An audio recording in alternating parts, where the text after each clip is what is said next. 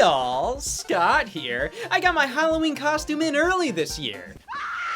The Legend of Zelda Breath of the Wild released to critical acclaim in March of 2017. This was immediately recognizable as one of the most impactful gaming moments in recent memory, hell, of all time even. Which makes it that much more impactful as I throw it off this bridge. At the launch of Nintendo Switch, this was right alongside it, and was the only thing I cared about on that system for the next month and a half. How impressive. I'd say it was the only thing I cared about in general for a bit there. This ended up being the first Zelda game I officially beat. Even though I dabbled in most of the other games throughout the years and really liked what I played, I never saw them through to the end. But it was Breath of the Wild that truly hooked me and made it so much easier to appreciate and understand what makes Zelda special. And judging by how much this game sold, outselling Super Mario Odyssey, pushing the series to more widespread popularity than ever before, even seeing more traditional titles like Link's Awakening and Skyward Sword HD doing better than most comparable games ever did, it's obvious many people had a similar experience to me.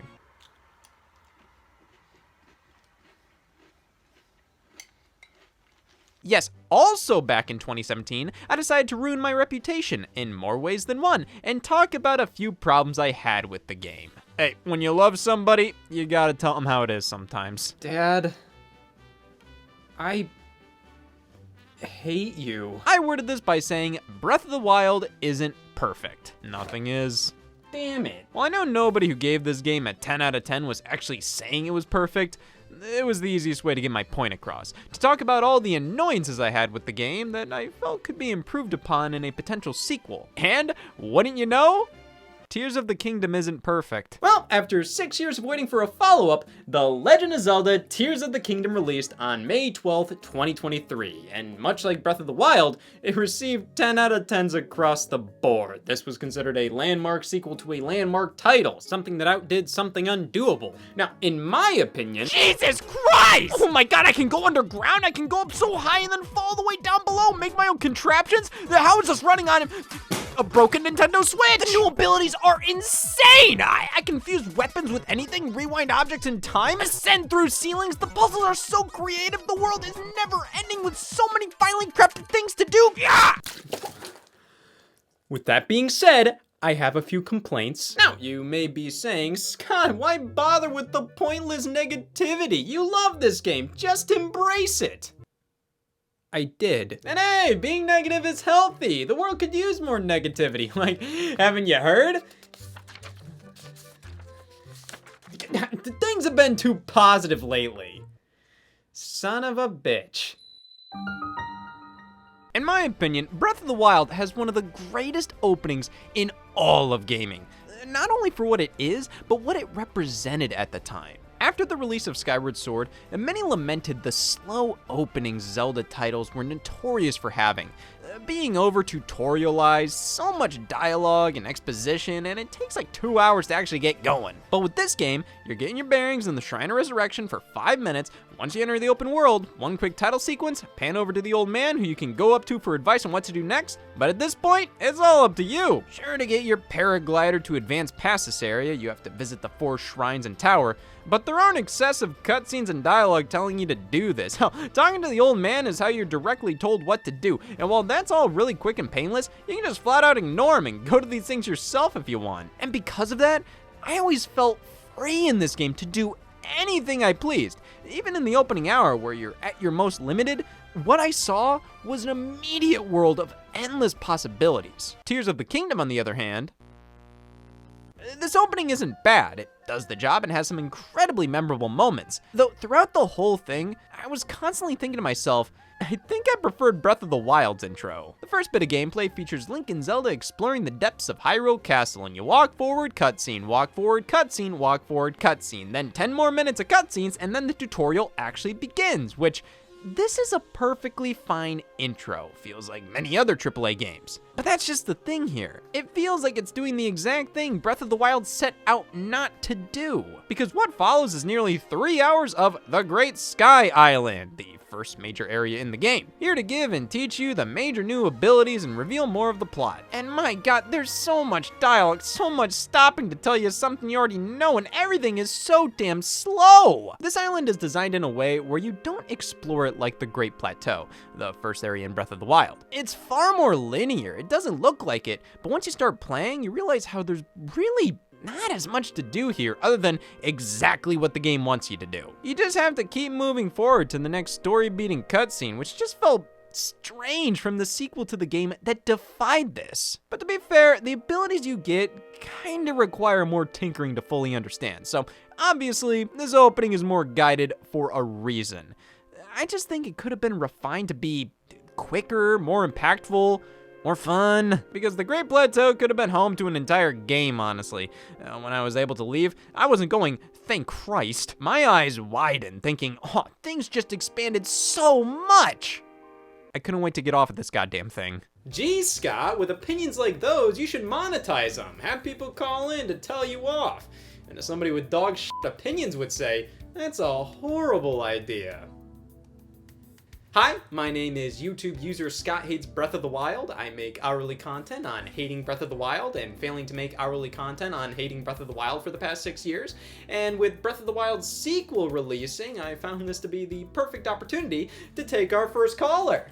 Scott, I'm going to find you and skin you alive! This is Hate Scott, why not? Let's see what everybody has to say.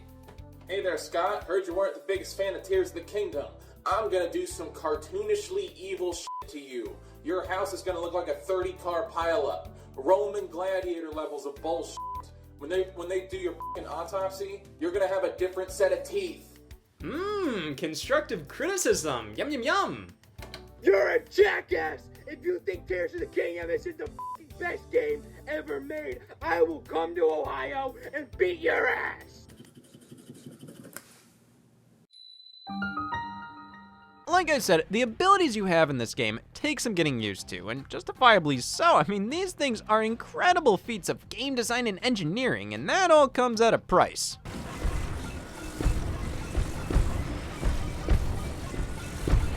Strange product to offer, but to each their own. The Ultra Hand ability is ingenious, and a miracle it works as well as it does. Being able to grab and manipulate objects, sticking them together to other things to create whatever you can imagine, all without the game fucking exploding. That's a miracle, but it makes sense, because instead, it is I who explodes. Ultra Hand is so damn funky, man. Just trying to rotate an object exactly how you want is so hard to get used to, and when you stick an item together and want to unstick them, you have to wiggle the right stick. Why? I get you're trying to convey the feeling of actually unsticking something in real life, but there are a fair amount of buttons not being used when you have Ultra Hand enabled. Why can't I just hit one of those instead? And the act of sticking things together can be kind of finicky. Man, either I'm bad at this game, or this ability can be pretty clunky sometimes, and I'm bad at this game. But let's talk one of our other new abilities. Fuse. Much like how you can attach objects together with Ultra Hand, you can attach pretty much anything in your inventory together to create stronger items or give them different properties, which opens up so many doors. Let's attach something to an arrow.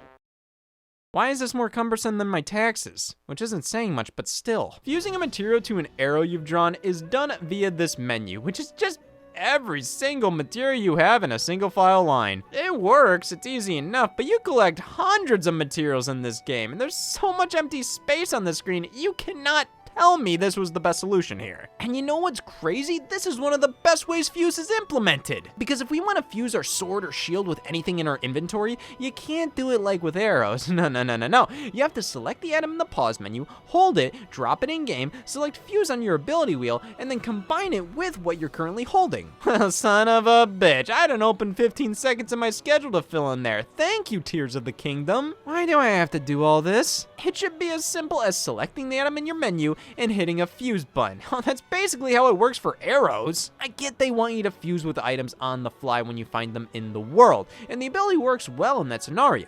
But using it in menus with arrows without having to select the ability, while not being able to use it in menus with everything else and needing to have fuse selected while doing it, is inconsistent. It's clunky. I've lost many a material dropping it in the world to fuse with, and oh, it probably fell off this clip.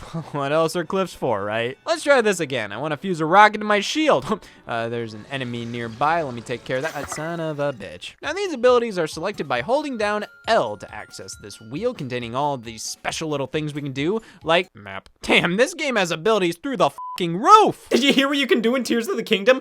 You can boot up the game, you can press start, you can sit there after pressing start. Why does this wheel have so much filler? Why is the map here when I can more quickly access it by hitting minus? Why is Amiibo here when you can just put that in the pause menu? Like, when are we gonna need that at a moment's notice? And these being here increases my baffle output tenfold when there are so many things that would benefit from being selectable this way. Take, for example, the Sage abilities, your reward for beating the temples. And what a reward they are. Congratulations, you saved the world.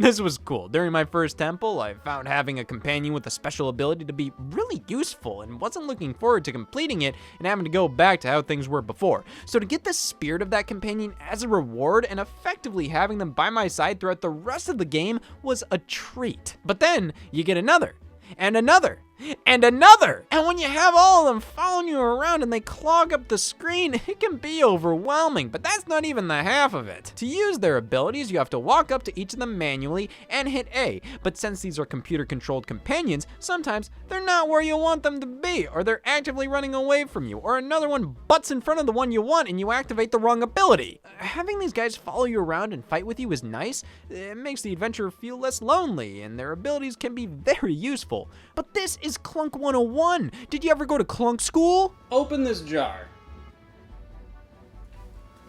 They did. You can turn each sage on or off from the pause menu, though their abilities are so useful at a moment's notice, I'm willing to put up with said Clunk to just have them around at all times. Though if they were a part of the ability wheel, it would be much easier to warrant doing this. I don't know. This game just made some funky decisions with its interface. Speaking of which, spot the difference. Yeah, this one's on the left. After waiting over 6 years, I was definitely excited to see what Nintendo did to address many complaints and issues with Breath of the Wild while also improving the overall experience.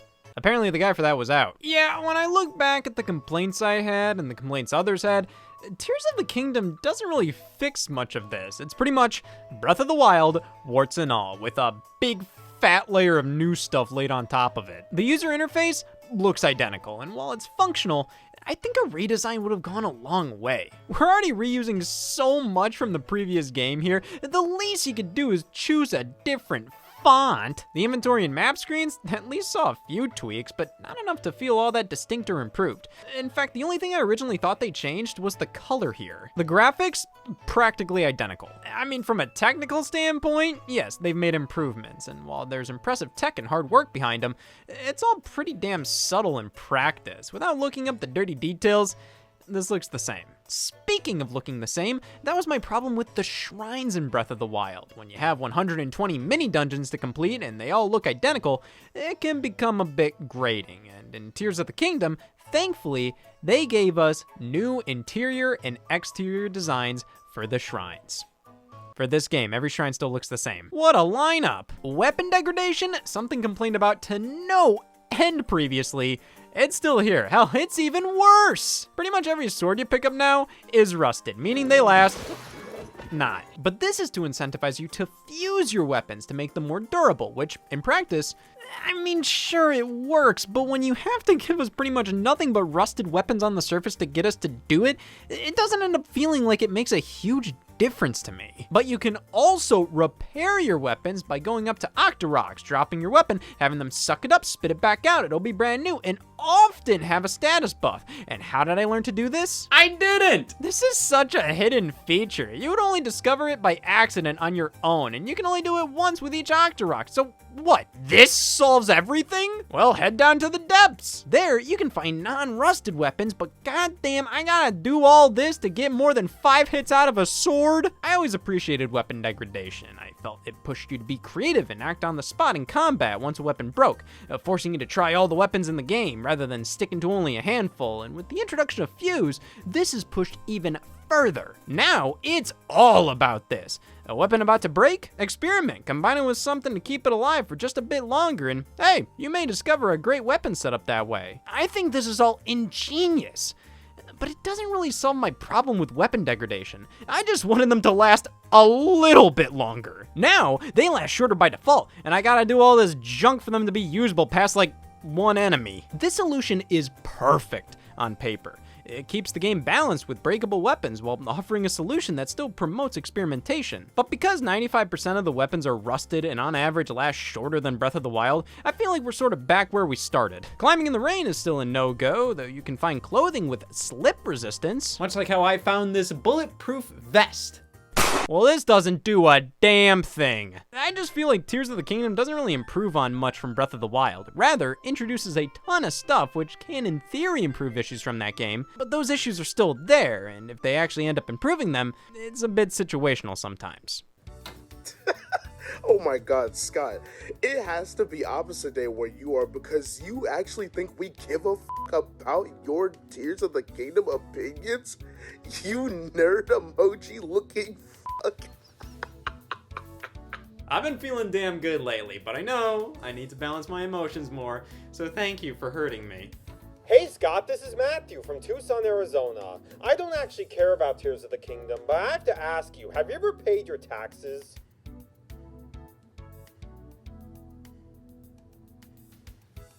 Hey Scott, what does the C in Scott stand for? Fucking idiot? No, it stands for thank you for your input. Tears of the Kingdom is a brand new game, not something that could have just been an update or an expansion pack.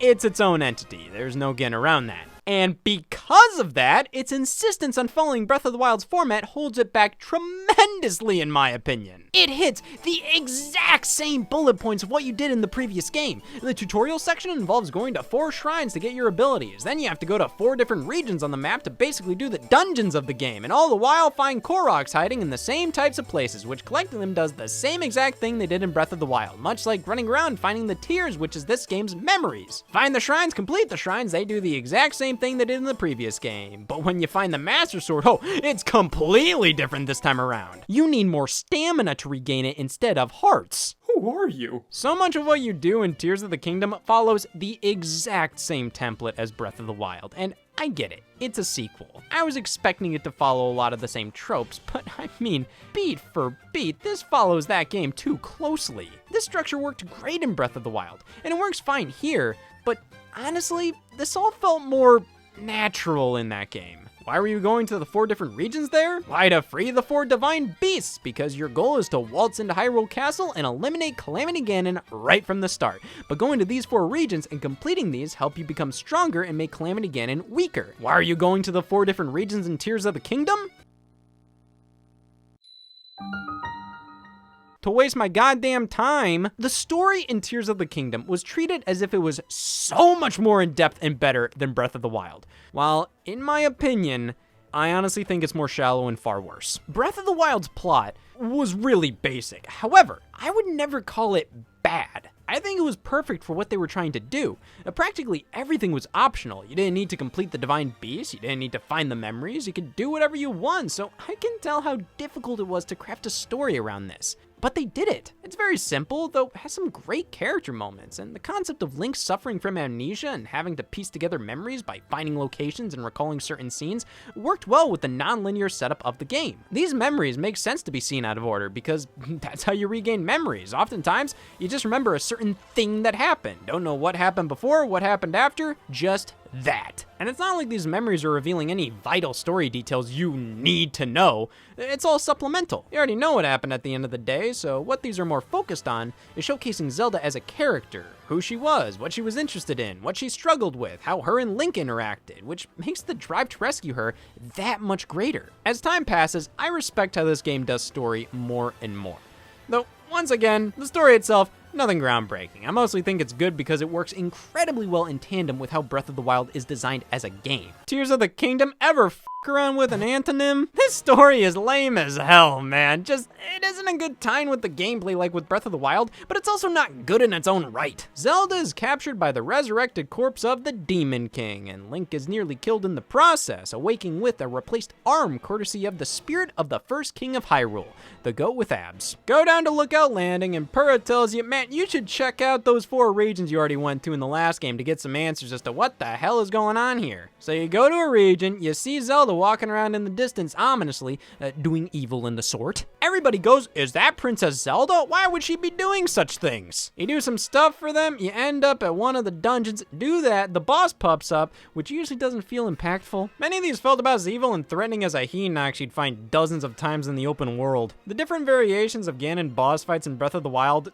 got old, yeah, but in the context of what was going on in that game, they felt like a bigger deal. You beat everything, an ancestor of your partner from that region appears and tells you what happened all those years ago and lends them their secret stone. I hope that sounded interesting, Because if it didn't, that's on me. I need to learn how to spin bullshit stories better. but also because it's the same damn thing in each of the regions. And why am I doing all of this? For research? After the first region, I think I have a pretty good idea of what's happening. And everybody's constantly befuddled as to why Zelda would be doing all of this. But Link has seen all of this from the very start. He saw the resurrection, Zelda falling, but we just let everybody else put it together first. Which, can I just ask, who the hell is Link as a character at this point? Throughout the entire series, he's been considered the link between the player and the game. And up until Breath of the Wild, you can name him whatever you wanted, he never spoke, really driving home how Nintendo viewed him like a sort of avatar, a stand-in for the player. However, Breath of the Wild broke one of many series traditions by not allowing you to name Link. He was just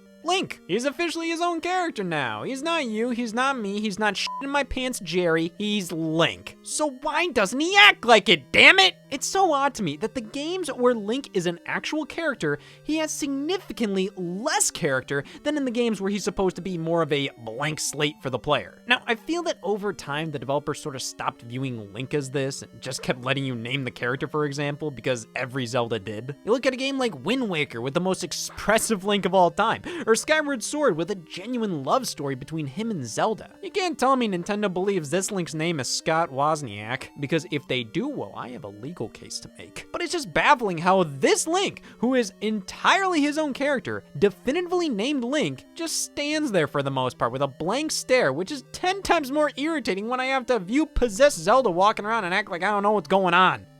4 times. Yes, let me hear what this ghost has to say about the imprisoning war, which consists of people standing around Ganondorf and Zelda saying, don't worry, Link will save everything. Multiple times. There's nothing new that's ever learned from any of these. They all say the same thing. That's just the first 40 hours, so it picks up later, I promise. Littered throughout the world are the tears, which will show what Zelda's been up to, which, like I said, replace the memories from the previous game. Since you're finding these randomly throughout the game, there's no way around it. You're gonna find them out of chronological order. The memories worked in this regard. The tears? I don't think so, man. So these showcase Zelda after becoming stuck in the past and meeting and working with Abgo and wife who's okay with that. This is a pretty straightforward story of Zelda and the King and Queen of Hyrule trying to stop Ganondorf that has no benefit to being viewed out of order. I don't understand why they did this outside of, it's what Breath of the Wild did. And honestly, there's nothing really interesting I learned from these outside of the Master Sword is a girl. You know exactly what's going on in this story at almost every second, which makes the forced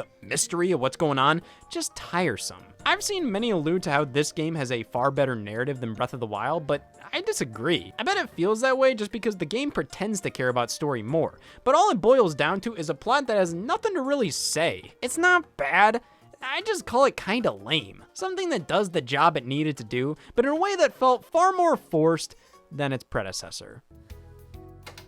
Alright, answer me this, bitch. Have you ever woken up in the morning and tried having a good opinion?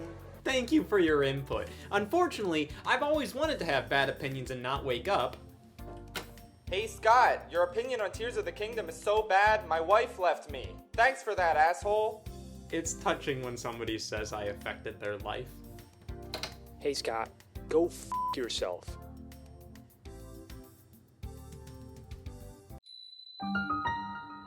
Tears of the Kingdom's big hook, getting a grand reveal at E3 2021, being the focal point of the box art and basing the tutorial on it, the sky, man, this thing. Well, at least in the sense that it really isn't as big of a deal as they made it seem. What's a bigger deal is the verticality of the game, going up crazy high and being able to regain your footing on a sky island to plan your next move, which is great, but the sky islands aren't what's great here. What is the point of these? They're not that prevalent, and when they are, there's oftentimes nothing of note to do on them. That opening section, that's it. That's the sky's magnum opus. I was expecting an aha moment, but what we got was pretty much just random floating platforms in the sky, many of which feel copy and pasted, and even then, there aren't a ton of them, so advertising this as a key part of the game when this is the finalized map of the sky, like, there's so much dead space. So you'd assume what is there is finally crafted to be as purposeful and worthwhile as possible. Well, here's the Sky Island. And here's the point.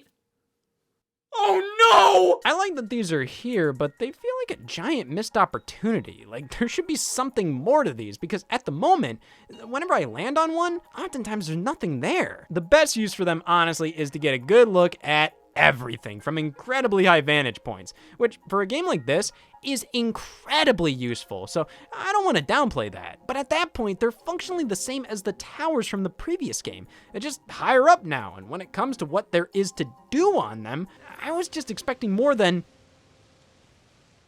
oh my god, a frog. The more substantial layer of the world in comparison is easily the depths, which were a big surprise to everyone playing their first time. I mean, these weren't discussed at all pre-release. And that first time you dive in here, it is jaw-dropping. Considering this is the same world as Breath of the Wild, but now has not only a world above it, but a world below, all running on technology that's the equivalent of boiled relish. Sounds better than I thought. To go from the highest point possible all the way down to the depths in real time is incredible. There's no getting around that. But when I'm actually down there, this is fucking awesome! I think the depths are an amazing addition, but after that initial shock of being able to go down here and all the materials you can find, there's really not a lot going on. Not enough actual things to do outside of keep moving forward in the dark, and when I find something like a giant boss, I spend so much time trying to take it down, wasting loads of my inventory to end up getting basically nothing worthwhile in return. This area is massive, but everything just looks the same, especially early on when it's pitch black and you're fumbling around in the dark before you realize to use the bright bloom seeds. But even after you illuminate everything, this all feels auto-generated. I like going down here for a change of pace and to collect better materials, but that's kind of it. There's not enough productive activities to do down here for me to feel like I'm doing anything more and just wasting my time. At least this game has actual dungeons now. Or does it? I do think the Divine Beast caught a lot of flack, and much of it was justified. Though, looking back, my main problem stems from how they all look the same visually. The concept of a dungeon being inside a giant robot animal and moving a part of the animal to then change the map layout on the fly is pretty damn cool. It's just, obviously these could have been so much more. An actual dungeon in a traditional Zelda game is so intricate and large with unique visual and audible identity. The Divine Beasts were all pretty much the same thing, just a different layout. For Tears of the Kingdom, I wanted dungeons that were as robust as they were in games like Twilight Princess and Skyward Sword. These are basically divine beasts again, you just called them temples. These aren't bad whatsoever, I think they're all well designed and can have some really great ideas, but these ain't anywhere near as good as other dungeons throughout the series. I think the main problem is, they all follow the same format. Go to these 5 waypoints, turn something on. And while each of these have some really cool gimmicks and puzzles to make them more memorable than the Divine Beasts, now oftentimes, the journey to these temples is incredible, but the temples themselves just feel like they're missing something. While they're more distinct from one another than in Breath of the Wild, they're still pretty bland in comparison to other games. Following the exact same template as one another, the boss fights not being anything too compelling, these don't feel as finely crafted as something like a Skyward Sword dungeon. And while these are good, these are more Divine Beast than traditional dungeon in my opinion. Hey, Scott. I'm just calling in with my barbershop choir with this little message. And 1, 2, 3, 4. You're just plain correct and dumb. Very cute. And hurtful. I'm in pain. Hey Scott, first time viewer, long time caller here.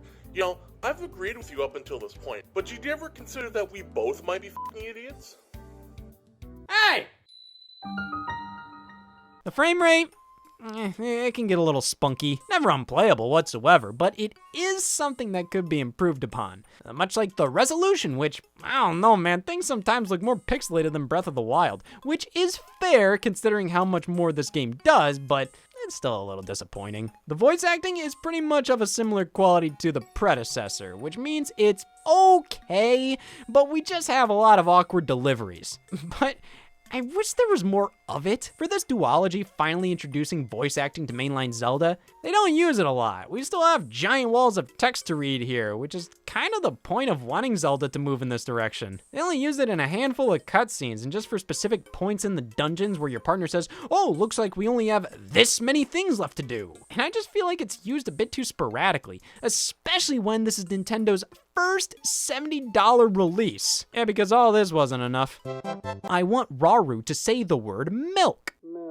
Finally, something worth $70. Well, those were all my complaints about The Legend of Zelda Tears of the Kingdom. Oh my god! So the final boss here is actually pretty good. We have a difficult and tactful sword fight with Ganondorf, requiring good reflexes via flurry rushes and parries. Took a while to get it down, but when I finally did, it was an incredibly satisfying confrontation, leading into the final phase, which was bitch and piss easy, but was a cool and memorable experience nonetheless. But I'm not talking about this. I'm talking about the lead up to it. See, when you're ready to take on Ganondorf, you have to find him in the depths of Hyrule Castle, where every enemy lurking down there in the environment itself is soaked in gloom, which is a substance in the depths that will make some of your hearts unusable until you return to an area with natural light, which you ain't getting that on the road to the boss, so you have to be unbelievably careful, avoid enemy encounters if possible, watch where you step. That's all fairly doable, until this section where you have to fight dozens of enemies all covered in gloom. Well, you're surrounded by this stuff, but it's too dark to realize you're standing in it until it's too late. So when I finally get past this section, boom,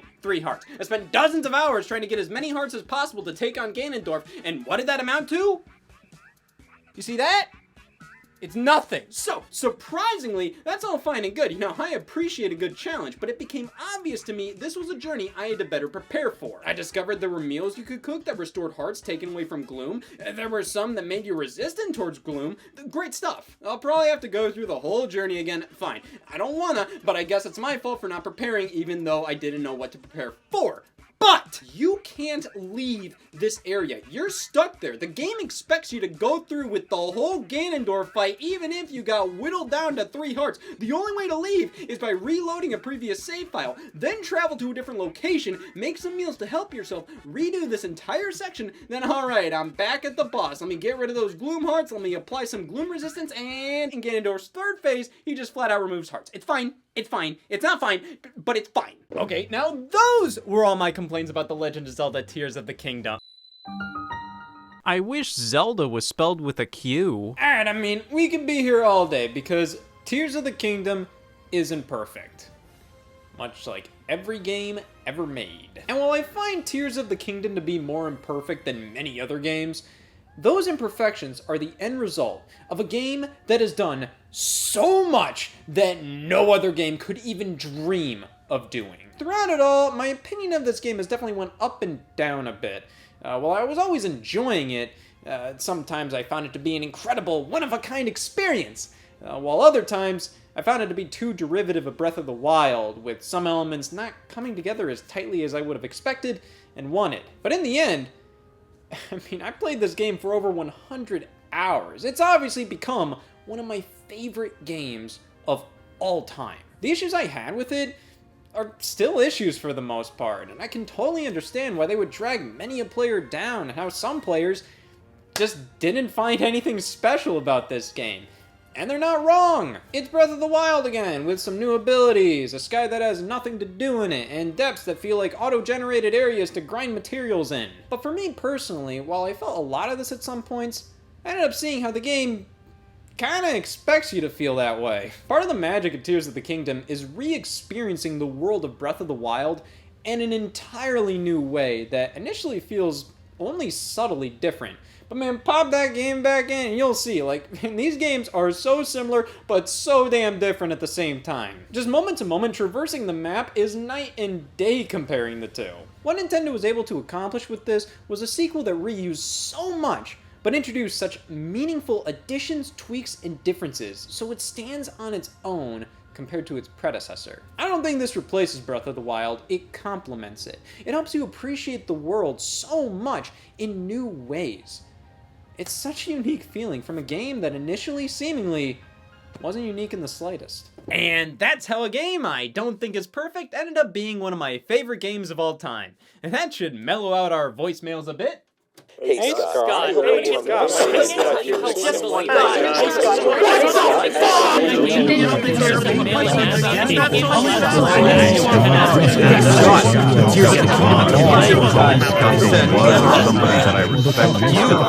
Well, there's only two ways to get out of this continuous hell. Either apologize and have everybody critique my apology, which boils down to how well I can lie while writing an apology, or I ruin my reputation entirely, so then instead of people telling me I'm wrong, they disregard me entirely.